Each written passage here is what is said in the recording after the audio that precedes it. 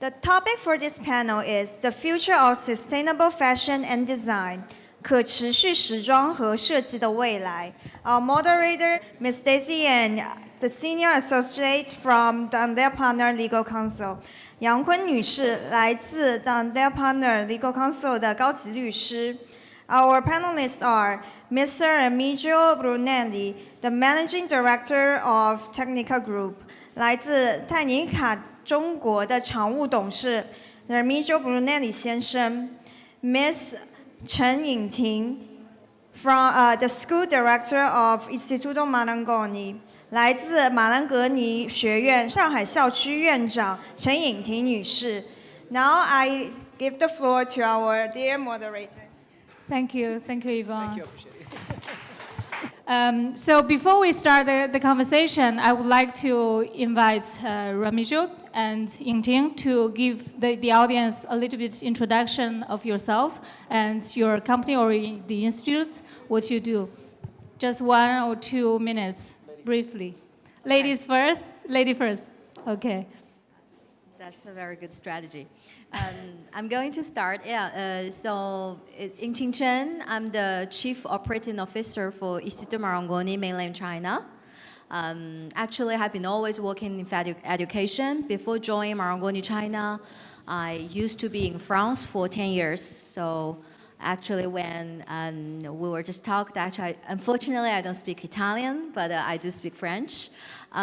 So during my 20 years education experience, I used to be in France actually in beginning for luxury management and then for fashion management for Istituto Marangoni. I used to be the program leader for fashion business in Paris campus of Istituto Marangoni. At the time, we started already to think about sustainability and something really important actually also for the planet, right? So we always say people, planet, and profit. So no people, no planet, and no planet as well, no profitability. And so when I come back to China, I think this topic is also very much interested by the Chinese company and also international companies in China. We really try to do a lot of projects with companies, also in education, to really not just to make it academic, but it makes it also practical. So it's been 4 years. I'm in Istituto Marangoni, China. And I see a lot of changes also in the industry. So I'm very happy to be here to share today. And thank you for inviting me. Thank you. Thank you so much, Yingting. I have more questions for you since you already mentioned. But now let's give the floor to Miso. Can I call you that? It's okay. Good afternoon, everyone. I'm Italian, as you can understand it from my accent, but in the end, I feel myself a little bit Chinese. I'm living in China since 17 years now, so it's the longest place where I live in.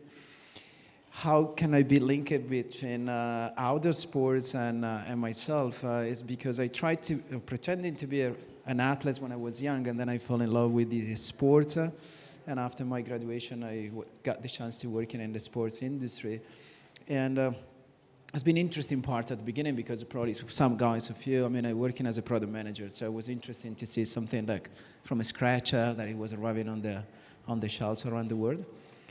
And today, I tried to share some contribution with you about my quite long experience in sports. We didn't plan anything, so I'm more waiting question in case if it's possible more than boring you with my story, because the gap of age is quite big. So I'm stimulating me, that is more interesting than answer to you guys. Appreciate it. Thank you. Thank you so much. So now I'm going to start the first question that goes to Yingting. So you mentioned that sustainability is getting more popular, or let's say people are really raising awareness to it. So my first question is, what does it exactly mean to fashion industry? What exactly it means for fashion industry, in which sense that you are implementing sustainability? Very interestingly, also back to already 2015 when I was still teaching in France, I've done an entire week workshop with my students about sustainability. we gave them a lot of examples, and we talk a lot of good examples about what sustainability is. And on a Friday evening, when we finished the workshop, I barely hear the two best students in the front row telling me, hey, let's go to H&M.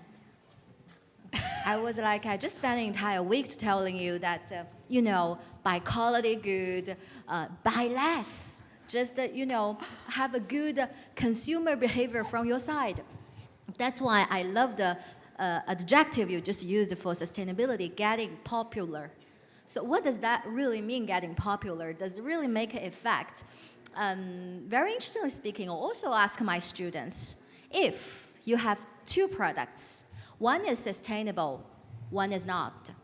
Of course, I don't tell you this is not sustainable, okay? One is more expensive because sustainability has a cost. The other is less. Which one will you choose? I'm looking also the audience eyes. Unfortunately, I think even above 90% of people in front of the price, they compromise. Price is still one of the first priority when consumers choosing the products. If one or two, they look similar, have the same function, look all fashionable, most of the clients will choose the one that is less costly, unfortunately. That's true. I'm not knowing your choice, your personally, but when I ask my students, they have been very honest with me. I'm going for the less Cheaper expensive one. However, world has changed as well. Nowadays, if you're the same, ask the students, Generation Z, millennials, you ask them, if you know it is not sustainable, are you going to buy it? This time, more than 86% of people going to say, no, I'm not going to buy it because it's not sustainable. So it's very interesting, actually. Can consumer change the world, or should the fashion industry change the world first? Yeah. What about in our supply chain, the way of doing things? We can make our supply chain, we can make the entire fashion industry sustainable. Then the consumer do not even have the choice to buy something not sustainable. But again, I'm not saying that buy more and buy less. Even after week workshop, I still see my students have those eager to buy in the reality of today. So we also have tons of company using greenwashing. Greenwashing is selling sustainability as a marketing strategy, but not being real sustainable. So there are a lot of crucial issues in the industry. That's why when you ask what is in the, sustainability in the fashion industry, I think it means a lot from the company side and from the consumer side, both sides, and also in the entire industry in terms of ecosystem, what we can do. So we have also talked about circular economy. I don't know if anyone is familiar with that economy, because we have the traditional economy is make, use, and dispose. That's linear economy. The circular economy is when you make, when you use, then you recycle. It goes from the beginning, and you use, and you make, and you do them again, right? So make our limited resources more profitable and beneficial for the entire industry. So from fashion, most of people ask them, what do you think about sustainability? Even my design students, fashion design students tell me, oh, I'm going to use sustainable materials. So they think about fashion materials, fabrics, biodegradable, recyclable materials. But guys, I say, please think more. There are more than that.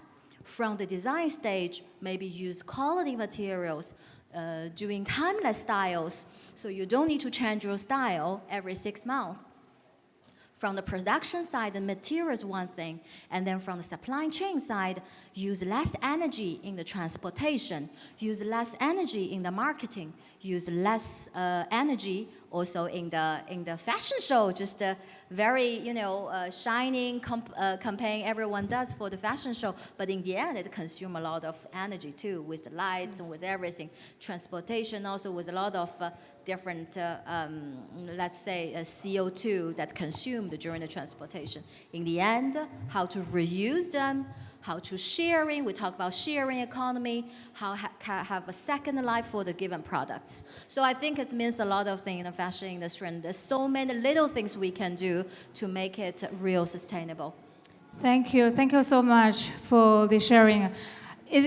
it's nice that you mentioned the example of your students because I wanted to ask, so if they're going to H&M is not sustainable, how do you see that, what do you think of the initiatives that H&M and Zara, these kind of brands, they are actually recycling they're collecting the used clothes. I think that's still a good initiative, right? Yeah, very good. Again, I'm not criticizing any of the brands No, here. no. There are two different business models. One is Yes. luxury versus premium model, and there is the fast fashion model. But again, I think the idea is to not buy just for buying. Because there are so many also KOL influencers out there in the clouds, in the YouTube, telling everyone, hey, you know, I just got this $12 piece. I like it, but I'm not sure I'm going to wear it. Okay, you buy something, it's for usage as well. So just not to buy that was not necessary somehow. But again, I know that those brands are doing a huge efforts also in the industry. For example, Zara is a pioneer as zero inventory. They control very well their inventory. One of the strategy is their production manufacturing site is very close to the retail shop. So the transportation is shorter, so you use less energy. H&M is collecting back a lot of unused clothes from the consumers. But unfortunately today, entire industry is not ready yet. More than 90% of the recollected clothes was go to landfill. They were not really used to reproduce again. So there are challenges also in the technology and the innovation. But of course, I think as those big companies, they exactly have the financial resources, human resources, and resources to make the industry more advanced on that topic too.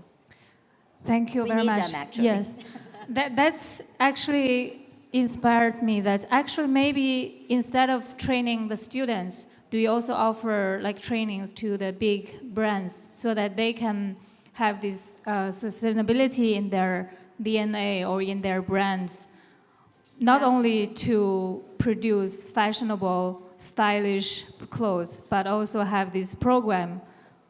Definitely. Actually, we're collaborating with a lot of those brands. Also, we're talking with H&M as well.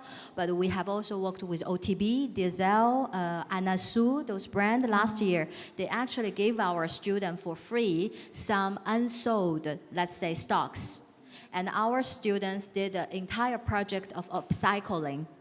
So That's they very nice. give those clothes a second life. So we're doing also a lot of project together, but you are right. As we mentioned, I think it's not just from the company side, but consumer side, and both sides around this ecosystem of fashion. Yes. Everyone has a key role to play.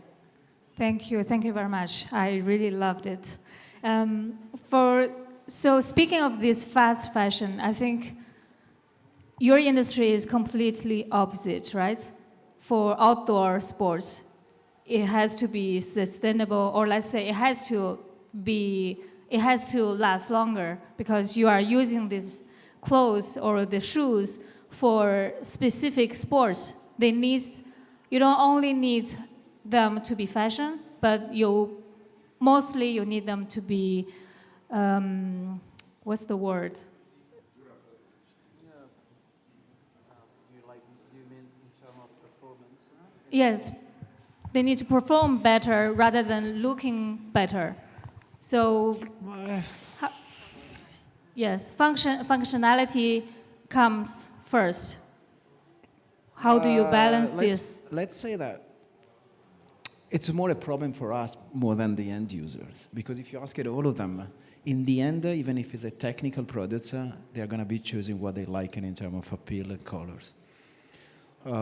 This one, I give you an example. Everybody knows, without talking about my brands, but Salomon is a kind of technical brand that is selling trekking shoes and hiking shoes and trail running. In the end, when we do focus group or we do analysis in the shop and the consumer behavior, 80% of the consumer, they choose him because of the color. So when you enter into and you have a different products on the wall, you're going to be attractive. What is catching your eyes more than the technology. Of course, the pinnacle of the customers means the pioneer, they're very technical. They choosing performance before than the look. But 90% of the players in sports, they do for leisure. And leisure is a part of the fashion and is a part of the design. So for us, it's a little bit difficult for us compared to the soft part is that technology, innovation, and design need to be find a compromise because there are certain kind of standard rules that need to be respected in terms of international regulation, in terms of safety regulation. And this is generally speaking because we have 6 brands in our portfolio. Probably Moon Boots has a 0 limitation in terms of international rules, but when you do a ski boot, so it's a binding, of course you need to respect it. So in the end, I think in that design and it's very important, and the look is, in the end, is the most important. But I want to back one step on what we can do with the consumers. I came out just from a think tank last week after the COP27. That the discussion was, okay, we as an industry or a stakeholder that we fix certain kind of rules because we have a CO2 to protect it, emission and whatever. But what is came out, it's how to educate the end user, especially the new generation, because the price is still be a wall between purchasing and rejecting the products. On the other way around, probably even as us as an industry, we cannot revert all the cost to the end user. So it's a kind of compromise, probably. In this moment, it's all the innovation, the technology, it's reverted to the end user. So the value chain and the price marginality is going to be reverted. So probably we need to review a 360 degrees because, and then I close this topic. I mean, sustainability has a different level. For us, for example, as a group, it's not just to protect the global. We need to have a sustainability. We have a 3P, that is a people, planet, and profit. Because you need to be transparent with the consumer in order to have a trust. Because it's not just because we're using a more expensive material and therefore I need to charge you 10% more. Now the people are looking for the blockchain in order to see that all the projects as be guarantee in order to be part of the brand, because even fashion, you want to be part of the brand. The quality, the brand, the products are very similar. I mean, why do you need to buy BMW, Mercedes, or Audi? Technically are more or less the same. Why you need to buy, I don't know, Salomon, Oka, Nike, Adidas, let's say. It's just because you feel that the brand that you want to buy, it's matching as much as possible your philosophy. Even if the two girls, they don't probably agree with me, but in the end, that is the purchasing behavior from most of the customers. So we need to educate it more. Thank you. I think these days, this word, education, has been mentioned by many of our speakers, especially how to educate the consumers, the clients. And what do you think, Yingting, that in this sense, how do you think the brands what actions they should take to educate the end users, the end customers in terms of sustainability? Sorry, I mean, it's not the brand. No. It's not a brand. So who should do this? I mean, for example, on the COP27, when we posed the question to some stakeholder, there was no education program inside of the COP27. So at the school, I don't know these guys. I would love to listen to them because, I mean, my daughter, she's a little bit younger than them. I mean, my daughter, she's 14. She doesn't have any education in terms of sustainability. A little bit, but not as needed in order then to motivate your purchasing or your behavior. And she's studying in China and international school that on paper, they are full of content, but in reality don't. So then I will have some question for them because it's very interesting from the brand perspective, because it's not a brand that it can do. The brand role, it's to using the technologies.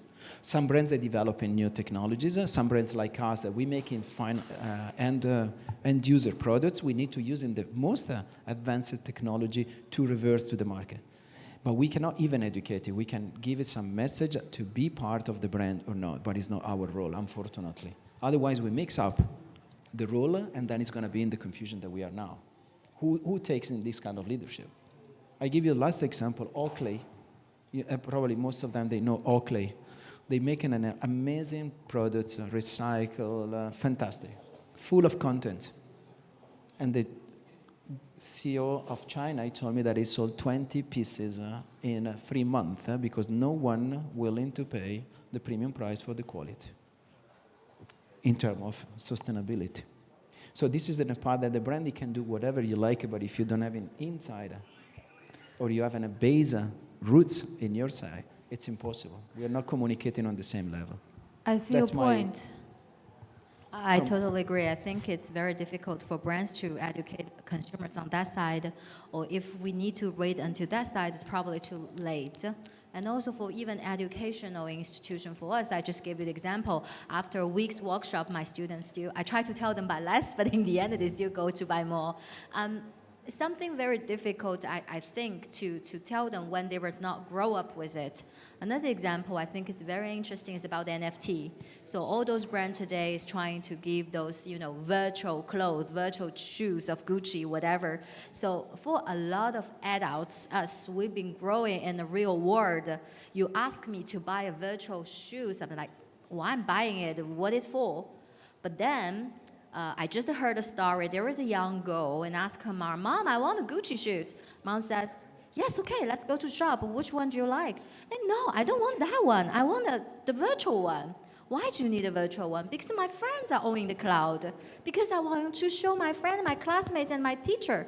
So again, for me, in business, it's the needs. How can you create the needs? Maybe for a lot of people today, as we said, we create a full 360 sustainable pieces to the clients. They don't care. They don't feel I need it. It's more expensive. Stella McCartney is one of the most sustainable fashion brand, and she's not doing well neither because it's expensive, and consumers do not feel the need to buy it. Again, we have a lot of work to do. I think it's not just us, higher education. The brands, it's already, you have your consumers. Higher education, they come to us, they're already 18 years old. I think a lot of things is also from a younger age for the education and make it being part of you rather than imposed. When you impose something, you need to educate consumers rather than grow up with it.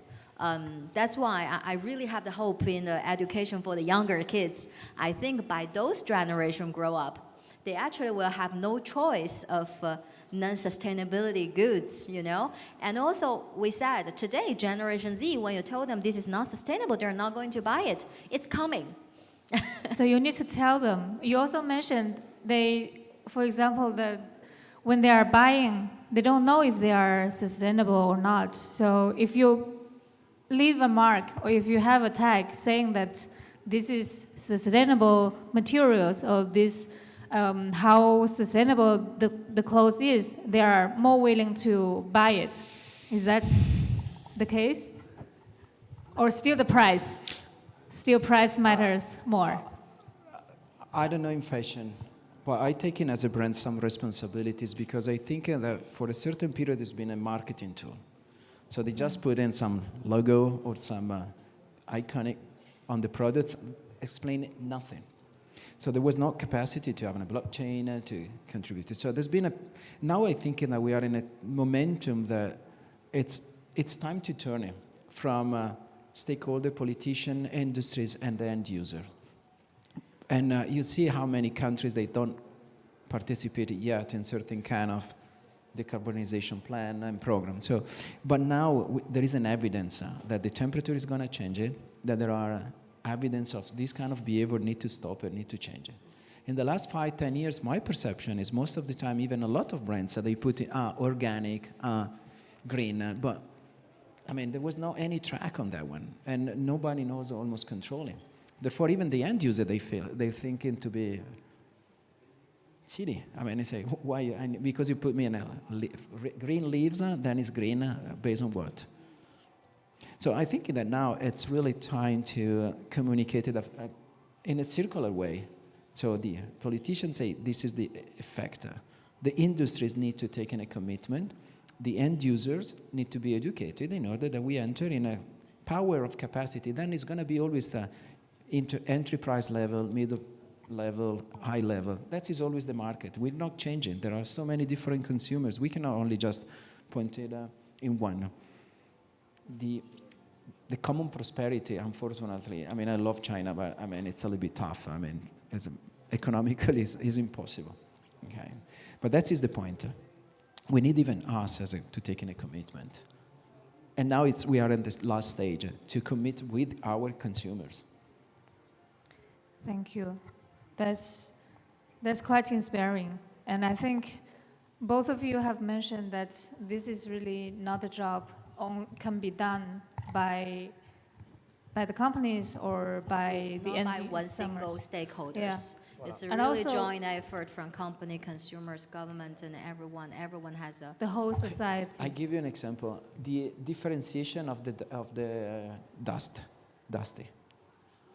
You have a 3, 4, 5 bin. They collected everything in one track and then they go away. I mean, I remember I was in Italy. I was living close to an hospital. I have a free bin because I have the fresh and then the plastic and everything. And the hospital beside of me, there was tons of bin, and they put everything in the same track. I mean, I feel frustrated because I say I spend time, I dedicated time, and then it's arriving, they're collecting everything and they bring it away. So in this way, how can I trust in some request from the government or from the politician or from the company? So give me a full track in terms of blockchain that what I'm doing now, it's to the end. We do a recycling project for the ski boots with the plastic. The most important part for us has been when we pick up the ski boots, the old ski boots to the shop, to guarantee to our customer that even the forwarder using green gasoline, green track, EV sometimes. So we need to prove in everything. Otherwise, I mean, if you are the first one that you don't respect in the rules, why I need to respect in you? This is in any kind of segment, in any kind of industry. That's sad, but that's really the reality that we are facing, the problems that we are all facing. For me, in the last years, yes. Now it's changing. Now it's changing because, as she said, I mean, all the stakeholders, they're starting to talk in a more common language. Before, everybody taking his own advantage. Sometimes to get some founder from from Europe or from the government for the marketing side because, I have a unique selling proposition or something to propose more. The end user, they say, okay, I claim to be green, but I don't spend that much. So there was a kind of, everyone was playing his own role. Yes. But the planet is one. Yeah. Unfortunately, there's only one. I have a personal question. Before this conversation, I spoke with you and I asked you about he used to be a skier, national level in Italy, before he came to China. So you must love outdoor sports. And my personal question is, what have you been doing outdoor in China? Have you been skiing or have you been doing other sort of sports? Come on, there's been a 2022 Olympic Games in China. I mean, of course. Beijing has been the only city so far hosting summer and winter. So it's, let's say that, outdoor is a part of our life, because it's. Then no matter what, then even the concept of outdoor is very huge. So it depends what you mean. It's even outdoor is going to shopping is outdoor. And it should be an activity. So up to people that maybe, I can ride a 200K by bicycle or whatever. You can do a lot of outdoor activities in China. And more and more, the government on this part, let's go into frozen the actual situation, but the government has a clear plan in order to stimulate the outdoor activities, because this one is going to be reverted in terms of social cost, in terms of healthcare and everything. So 10 years ago, 15 years ago, China has a huge obesity cases among the teenagers because they were stuck in And she said starting to be in the virtual or mobile and games. Now they're starting to stimulate this one. And China is an amazing playground because you can go from, it's so huge. So you have a sea, you have a mountains, you have a forest, you have a grass. Facilities are growing dramatically. Today there was the marathon in Shanghai. In Monganshan, talking about the close to Shanghai, you can do trade. So I think it's a nice outdoor playground, and I love it. Fortunately, otherwise I could not be living for 17 years. Yes, yes. And you just moved to Shanghai, right? From Beijing. Because Carlo is chasing me. I mean, I say, come on, show me that. That's why. Yeah, Carlo says, show me that you are smarter than you prove. Exactly. And I have to say, I think that's the right decision for you. I also lived in the north, and to be honest, I had to leave because of the pollution. So how did you manage to live there for so many years in Beijing, the heavy pollution? That's probably been one of the tougher things to cope with. It was not the best to have a free IQ air purificator in my apartment, that's true. But there were other positive things. Winter was not easy for sure in this kind of part. But for me, if you tell me in terms of green, the traffic, it's more a problem in Beijing than the air quality. Traffic is really, yesterday we were talking about how the mobility is changing. The EV, dramatically, I'm a great supporter, underground transportation. But guys, I mean, it's you cannot ever, there is no perfect world. And I love to live in China. I'm politically correct. I mean, it's no one forcing me to stay here. But I mean, really? No. I like it. I like it. More than a lot of chance, a lot of opportunities. It still be an active market. And if you are brilliant and you have smart ideas, you can be successful. And this is something that one of the things that I like the most. Thank you. Glad to know that. And I think you are going to love Shanghai. Even though I don't live here anymore, I think Shanghai would suit you very well. It already does. Yes, and thanks to Carlo, I guess.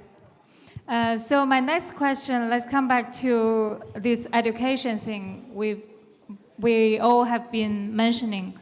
What has been the feedback from the students on this subject, on sustainability? Do you think they are more open to it, or do you think they are confused, or do you think they are, what's the reaction and what's the feedback?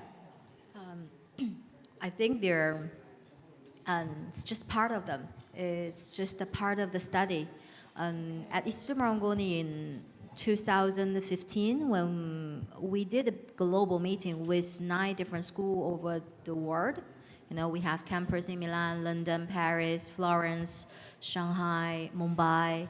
So we all together sitting down in a big conference room and try to brainstorm how can we bring the sustainability into our academic contents.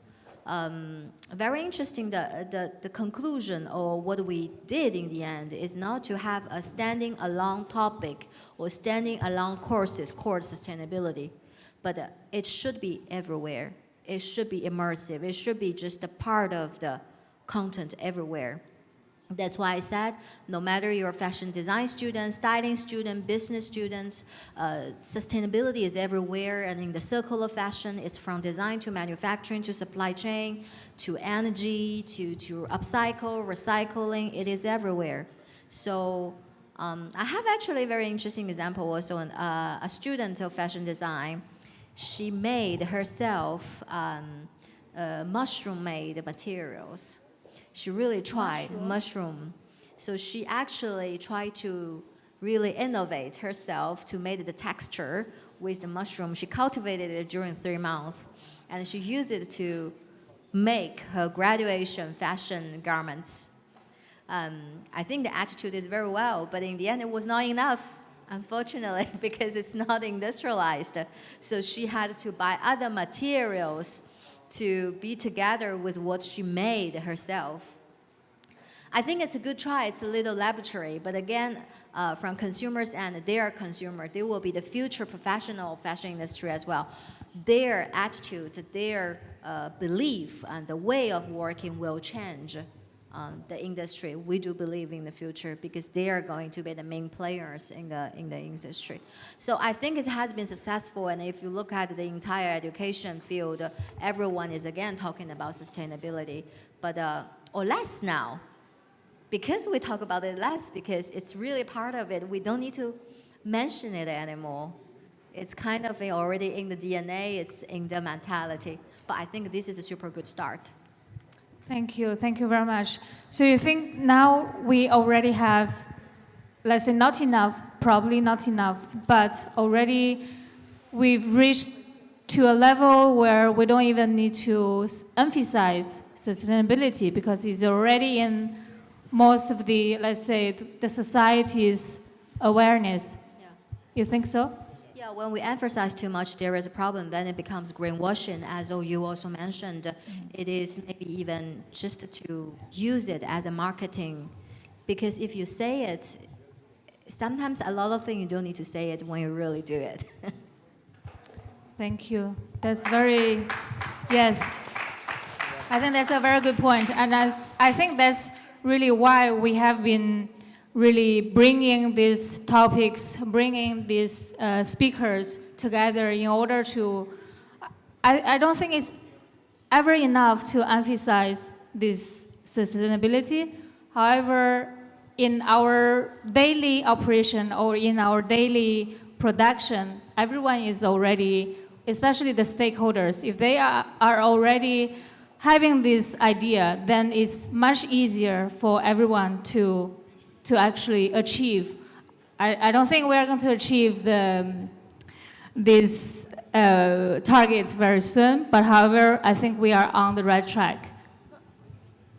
I mean, consumer is a stakeholder, so Yes. that is a point that we need to involve it with them. So it's just a matter of stages. Yes. In fact, can I take in your role 1 second? Because later I feel like who is studying at the Marangoni here? You guys, I guess, huh? All of them, huh? No. No one studied? No one? They're online. I don't think we... Okay. Oh, they're online. Yeah, okay. Ciao. I would like to, if it's possible, if one of you guys, it should be interesting to answer to me, one boy and one girl, if you can tell me in three words what is sustainability is for you, which is the value of sustainability for you. Because in this way you're starting to interact, we need to interact more with them. And it should be interesting to have one boy and one girl that they answer to us. Okay, I don't let's know if take they're shy enough. Thank you so much for this initiative. I think this is wonderful. Let me repeat the question. What are in 3 words, what is sustainability for them? I mean, what does it mean for What them? does it mean? Okay, let's take some answers. Who's willing to? What does it mean for you in 3 words? Sustainability. Who wants to answer? Please.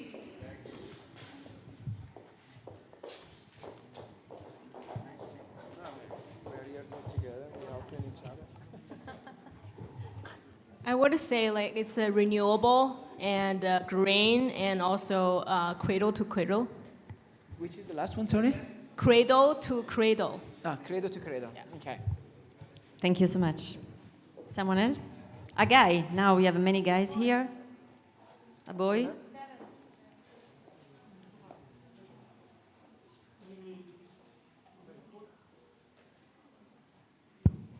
Three words. The first word would be paper bags. The second one is green energy. The third one is leather shoes. I'm not sure. Those are the 3 words because it's leather shoes because that's gonna contain a lot of time.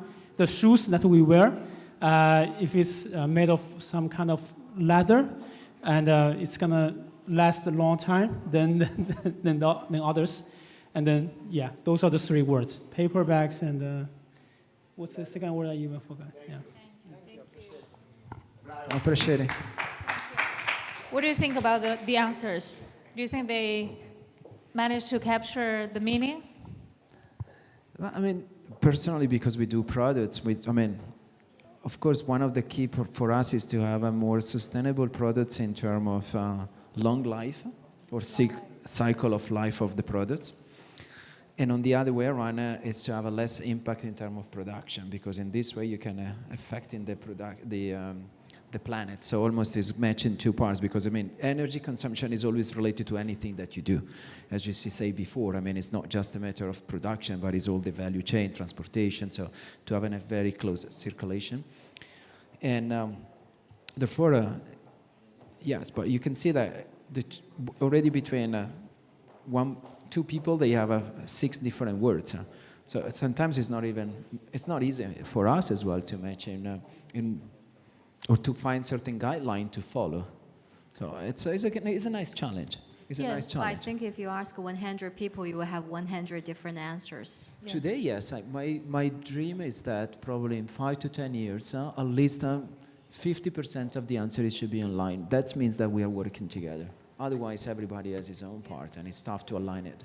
And also, most of the people, the answer was more about the production, more about the tools, technology, less on the emotional side, less on the big picture side. Also, most of students, as I said, also in fashion design, they mostly think about materials. They think about concrete things, but there is also the big picture sustainability in the end. Let's go back to 3P, bottom line, people, planet, profitability. Yes, and I think profitability is also one of the topics that have been touched in these 3 days panel discussions. Some of our other speakers also mentioned it's difficult to implement sustainability when you have to compromise the profit. And at the end of the day, if you are not profiting, there's no point for the company or for the enterprise to be sustainable at all. Because if you're losing money, nobody wants to do the business anymore. So how do we balance sustainability and profit as a company? Let me say that the profit you need to see from a little bit different angle. I give you the example of Patagonia, that probably most of you knows. 3 months ago, the founder decided to, it was reaching a certain age, therefore he said, Patagonia is super green since 25 years. He's starting to using plastic from the bottles to making fleece and woody. And it's probably one of the most greenest company. For them, the profit green, what they did, originally they want to sell in the company to someone that he was able to keep going the philosophy. In the end, what they decided was to set up a foundation in which they transfer all the share to the foundation and guarantee that 98% of the profit they will revert in green, not inside of the company. Therefore, for them, it was just a family. They keep they have an earning of $100 million. So for the family, they just keep in 2%. The other 98 was reverted to developing products to be sustainable and even to supporting the planet. In this way, they already guarantee a kind of fixed bricks of consumer because they stay in this kind of philosophy. And if you Google and you find that Patagonia case has been one of the most hot topics in the last 3 months, and this is the profit. So Ms. Dot, as I say before, marketing to using the green and then I using the profit to do other things. It's been a circle. As I earn money from you because you're a customer that you trust in me, in my philosophy, then I reverted in new technology and even be sensitive on the ambience and the environment. So that is the part of the profit. Of course, you need to have a profit in order to keep going. Yes. But if you play probably in the regular way and in an open way, you're able to maintain a promise and even your circulation in terms of profitability. If you're starting to speak it in one way and acting in another way, the customer, they're starting to be more and more sensitive. And they left you. That is the reason why in this kind of virtual world, the brand awareness and the brand fidelity from the customers is one of the key parts. because there is a meaning behind it, but not only the meaning, there is an action. As I said before, I always use it in China particularly, BMW, Mercedes, Audi. All the three products are, in terms of performance, in terms of materials, are exactly the same, but which is the message that the brand delivering to the consumer. It's totally different. So that is the engagement that we need to have with our part and social. And it's not only social, because it's the brand. And then I finish. The front man today in the company is the CEO. 10 years ago, the CEO was not even seen. Today, 2 days ago, Alessandro Micheli left Gucci, disaster. 10 years ago, 15 years ago, nobody knows who was the design director. Today, instead, the front man who is taking the decision, the governance of the company. This is very particular in the fashion industry as well, because if you ask any other industry, you ask what's the key person in the company. If you talk about Apple, you think about Steve Jobs. If you talk about Alibaba, you think of Jack Ma. Only in fashion industry, how many of you remember the CEO of the fashion companies? Most the name you tell, they're the creative directors. So in fashion design, the creative mind is very crucial in the fashion companies. Yeah. And also, back to your question, I think it's about, do you have a short perspective, a short-term value or a long-term value? If you want short-term value, that's your choice. Okay, it's fine. But you are going not to sustain long-term. Look at how many companies, the biggest companies see within 50 years, most of the biggest company is going down because maybe they are missing a long-term point of view. That's also the corporate social responsibility. If you remember, maybe not, 10 years ago, there was a baby powder company in China. They make those powder, and a lot of children drink them, and they actually got disease or even died because they have some unhealthy chemical ingredients in the powder. So the company made tons of money, but on the sake of what? For the sake, it's on the actually going to destroy the health of the clients. The same, if we're not sustainable, it's on the cost of what? It's at the cost of the planet, the cost of our long-term perspective of human being on Earth. That's as simple as it. So have a long-term view in front of your short-term perspective, which is more important, then I think company will make their own choice. Well, thank you. Thank you both for the answers. I really appreciate both of your answers, and I think you are really making a point